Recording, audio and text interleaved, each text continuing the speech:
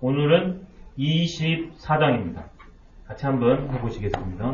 기자는 불립하고 과자는 불행하며 불연자는 불명하고 자시자는 불창하며 자벌자는 무공하고 자긍자는 부장이니라.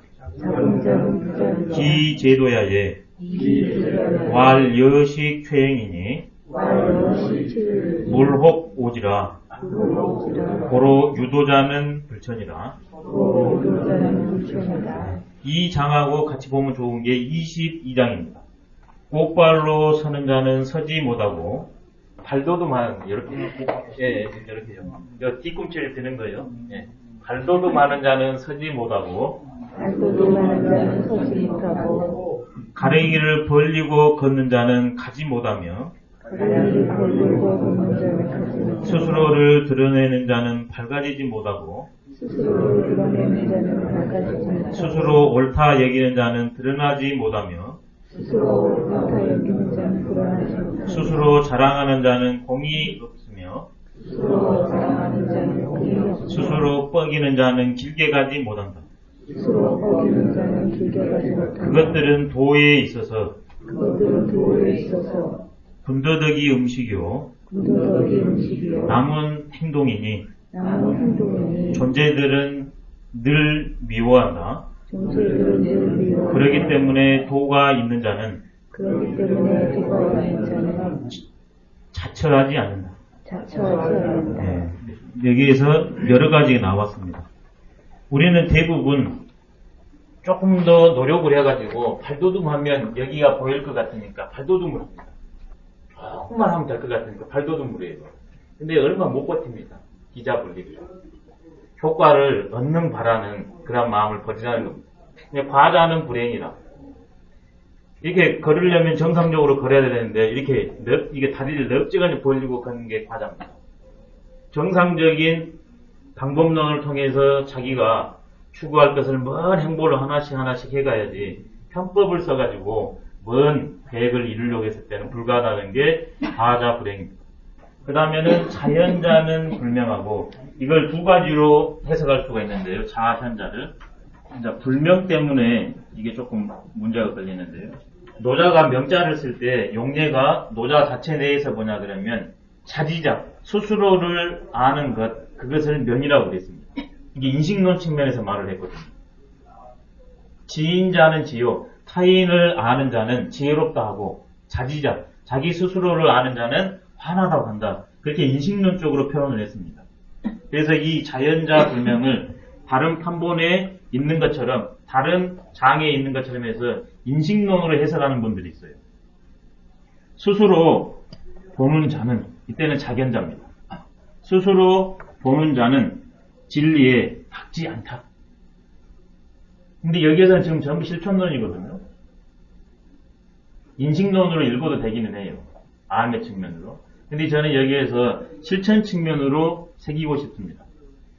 스스로 자기가 화나다고 진리를 체득했다고 드러내는 자는 진리에 실제로 받은 것이 아니다.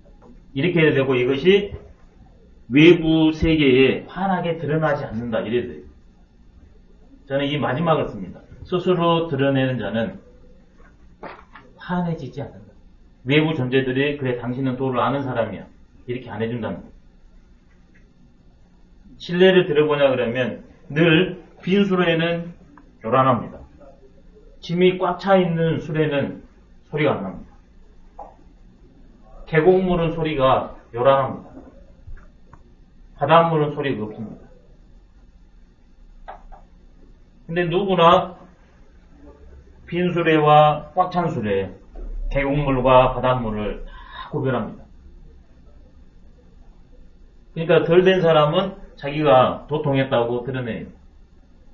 알아주라고. 하지만 진짜 아는 사람은 드러내지 않아도 사람들이 다 와가지고 선생님 하고 묻습니다. 한번 딱 쥐어 박으려고 눈 한번 보고 그냥 둬요. 이게 노자는 계속 본래 상태에서 그 다음에 경지론을 가지고 우리들한테 말해줍니다. 우리는 과정의 측면, 그다음에 어떻게 하면 이쪽으로 갈 것인가, 노력 측면, 인위적 노력을 강조하는데 그게 문제가 많이 불거지기 때문에 근본 처방을 늘 내립니다. 이것도 마찬가지입니다. 왜 나를 안 알아줄까? 내 실력이 아직 신실하지 않기 때문이라는 거죠. 어떤 데서는 이런 말도 합니다. 지금 당신이 꽉 차 있는데 아직 때가 아니다. 이런 말도 하거든요. 꽉 차 있다 해도 때가 아니면 안 드러나는 경우가 있답니다. 첫 번째는 나의 주관성 문제로 꽉 차 있냐 안 차 있냐의 문제고, 두 번째는 나와 상관없이 외부 상황이 알아줄 때도 있고 알아주지 않을 때도 있대요. 그렇기 때문에 논어에서 이 두 문장을 합관해서 합쳐가지고 하는 말이 인부지불원이면 불역분자원. 나는 내 스스로는 신실했는데 그 때가 밖에서 외부에서 아직 알아줄 때가 아니.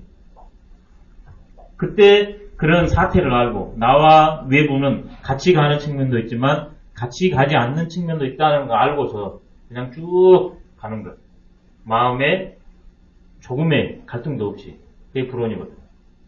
언짢은 구석 없이 가는 것. 그것이야말로 도를 알고 생활하는 분자가 아니겠는가. 예를 들어가지고 산삼이 요즘 좋다고 그래서 많이 이렇게 하기도 합니다만, 산삼에 씨고 실제로 있는데 계절이 산삼이 꽃을 피울 시절이 아니면 실제 산삼이지만 꽃은 안 피워요. 이거 외부의 나와의 맞냐 안 맞냐의 문제, 시기의 문제.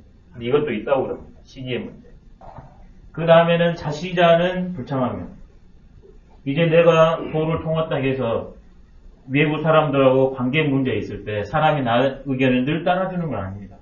시비가 대립됐을 때 내 의견을 옳다고 주장해가지고 관철시키는 경우도 있지만, 그렇게 해가지고 관철되지 않는 경우가 훨씬 많다는 게 자시자 불창입니다.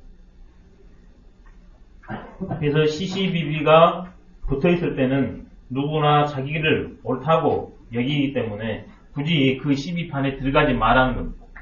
네, 시간이 지나면 절로 드러나니까. 그게 바로 자시자 불창입니다. 그런 결과를 통해서 이제 결과가 이루어집니다. 그게 바로 공입니다. 그런 스스로를 자랑하는 자는 공이 없고, 월자가 자랑 벌자입니다. 예, 칠벌 그 다음에 자랑 벌자거든요. 이게 칠벌 자랑벌.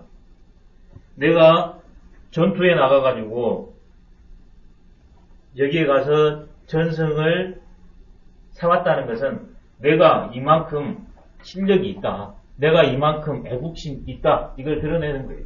상대적으로 말하면. 그래서 스스로를 자랑하는 자는 공이 없어요.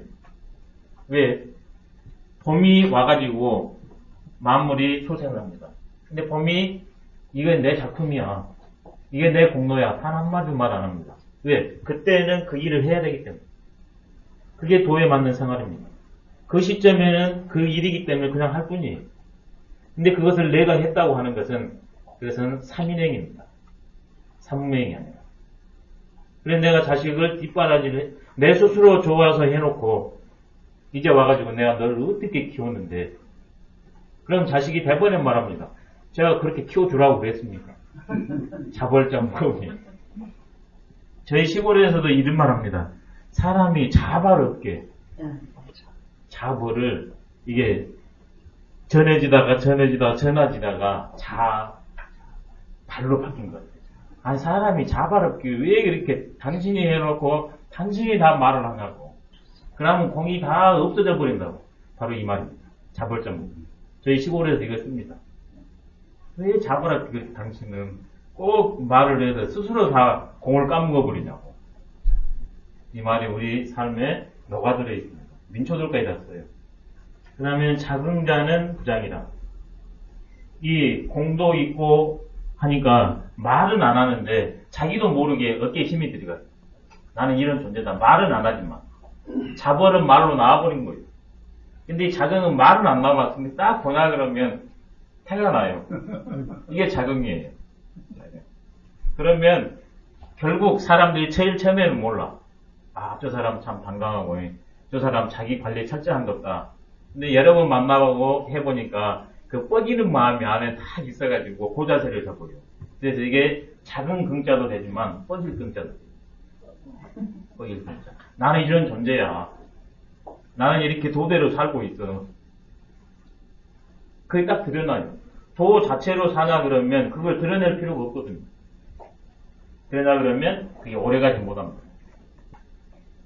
기조대 이런 하나, 둘, 셋, 넷, 다섯, 여섯 가지 그게 바로 기입니다. 이런 여섯 가지 행위들은 인간적인 노력으로 좋습니다. 안 되는데 조금 될 것 같으니까 발돋움해서 보고 힘이 드는데도 다리를 벌리면서도 어거지로 이렇게 끝까지 해보려고 노력하고 스스로를 드러내고 스스로를 옳다고 항변하고 스스로를 벌하고 스스로를 긍하는 자세가 전체적으로 나쁜 것은 아니에요. 나를 향상시킬 수 있는 그 과정도 될 수 있으니까. 근데 도의 입장에서는 오히려 그런 조그만한 이익을 바라다가 큰 걸 놓칠 수 있기 때문에 그러한 행동은 기제도야 해요. 현상적으로는 유용할지 모르지만 본질의 측면에 있어서는 그 기제도야 해요. 세속의 가치에서는 전부 이렇게 하라고 그러죠. 특히 지금 이 시대가 이럽니다. 자벌, 요즘 PR 하라고 그러잖아요. 그래서 누구나 다 명함 타고 다닙니다. 만나자 그러면 얼굴 다 보고 악수도 했는데 그 다음에 나 이런 식으로 해서 서로 간에 의사소통을 하는데도 반드시 명함을 내밉니다. 명함에 보면 이게 찍혀 있어요. 자벌입니다. 그게 자긍입니다. 그게 자신입니다. 그게 자연이에요. 나 이런 존재니까 넌 나 이렇게 좀 봐줘. 기자입니다. 나 이런 존재니까 너는 이렇게 어기저기 해도 난 못 따라와. 과자입니다. 인간의 본질적인 만남에 있어서는 그게 여식초행이에요. 원래 밥을 먹고 나서 나머지 밥 누구나 싫어합니다. 그 다음에 이렇게 쫙 가버려야 되는데 쓸데없이 이렇게 푹 굵어진 것 그게 최행입니다. 있어서 불가한 것들 없으면 없을수록 좋은 것들 그게 여식 최행입니다. 노자는 철저히 이런 걸 부정해버리네요. 이렇게 해서 유학은 도를 가라고 그러는데 물론 유학에서도 자시, 자벌, 자긍, 과기, 자연 하지 말라고 그럽니다. 그렇지만 노장에 비해서는 인위적인 노력을 강조를 해줘요. 유학. 근데 노장은 완전히 그걸 끊어버립니다. 이게 노장은 제가 제일 처음에 그 사람이 세 근기가 있을 때 상근기를 대상으로 말했다는 거예요. 유학은 중상근기를 대상으로 말해줘요. 중근기, 상근기를 대상으로. 특히 중근기 대상 설법입니다. 유학은. 노장과 상대적으로 했을 때. 그리고 기독교는 상대적으로입니다. 상대적으로. 세 측면이 다 있는데 하근기 설법이에요. 그래서 일단 믿고 가라. 홀로 잘 모르겠으니까. 근데 어디에나 상중하 근기에 맞는 설법이 다 들어있습니다. 그렇지만 굳이 어거지로 한번 비유를 해보자면 노장은 상근기 설법이에요. 그렇기 때문에 물혹 오지라 혹자인데 제가 아까쯤에 상으로 했습니다. 존재들은 존재들은입니다. 존재들은 혹 미워한지라 근데 제가 상으로 해버렸거든요. 노자가 이게 글 쓰는 방식입니다. 혹, 상, 혹이 같아요. 어떤 데는 상으로 쓰였는데 혹으로 해석해야 될 때가 있어요. 그러면서 또 겸손하게 이걸 좋아하는 사람들도 있는데 혹한 사람들은 이런 것을 싫어하기도 한다. 이렇게 자기 주장을 또 완화시키는 모든 존재는 늘 싫어합니다. 이런 처신을 하는 사람들. 그렇기 때문에 이 사실을 아는 유도자는 도를 갖고 있는 자는 이러한 하나, 둘, 셋, 넷, 다섯, 여섯 가지의 행실을 하지 않는다가 불청입니다. 그러면 이 여섯 가지 행실을 하는 사람은 노자의 입장에서 보면 여식 최행지인이에요. 쓸데없는 군더더기 행위를 하는 사람들. 과연 내가 어디에 해당되는가? 실례로 제가 하나 들겠습니다. 일반적인 관점으로 봤을 때는 그럴 수도 있지. 그렇지만 이 관점을 가지고 이 사태를 대면 두말할 여지가 없이 분명히 평이 나옵니다. 그런 면에서 제가 시조 하나를 해드릴게요. 노사 기정진 선생이라고 유명한 분이 있습니다.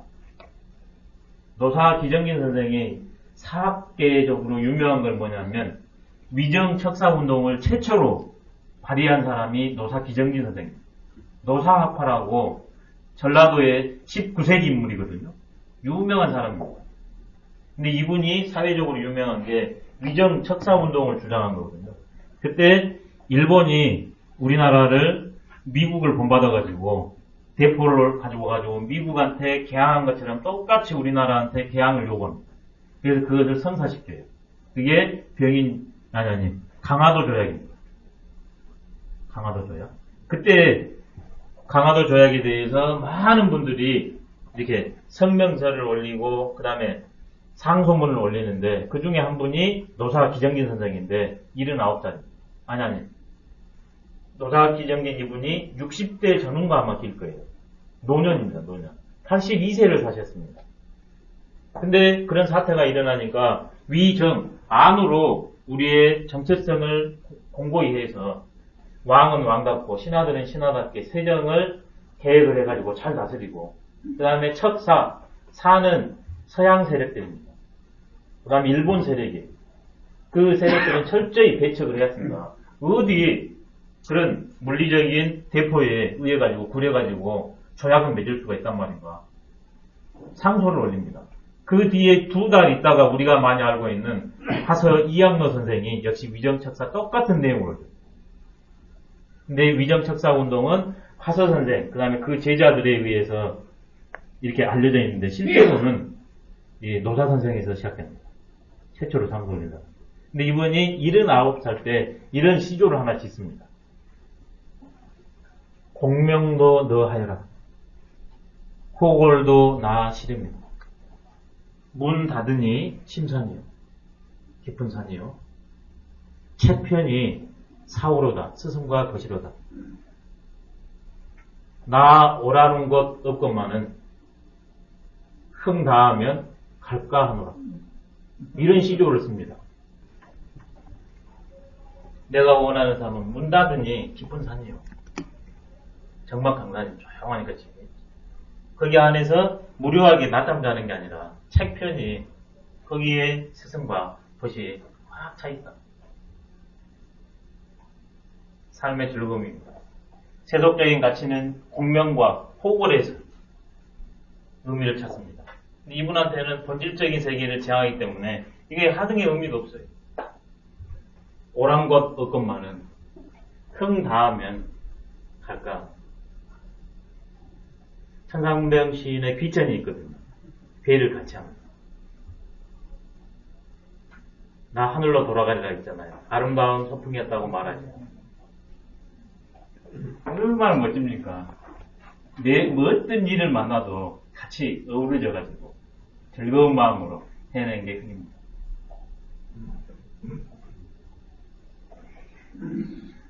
삶의 기한이 다하면 흥이 다했으니까 이제 가는 거죠. 갈까 합니다. 대상과 만나서 일어나는 게 흥이거든요. 내가 이제 갈 때가 되면 거기서 날 잡으러 안 와도 내가 가겠다. 이게 생순사안이에요.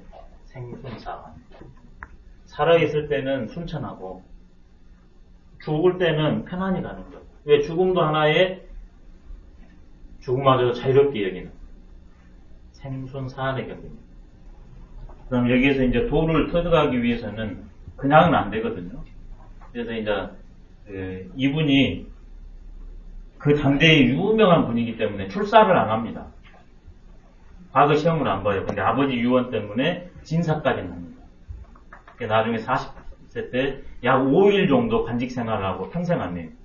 장관직을 2번이나 요청을 했는데 2번 다 이쪽에서도 많은 뛰어난 이들이나 젊은 사람들이 이분을 찾아 한번 뵈서 말씀 나눈 게 소원인데 그 시절에 유명한 이들이 다 찾아옵니다.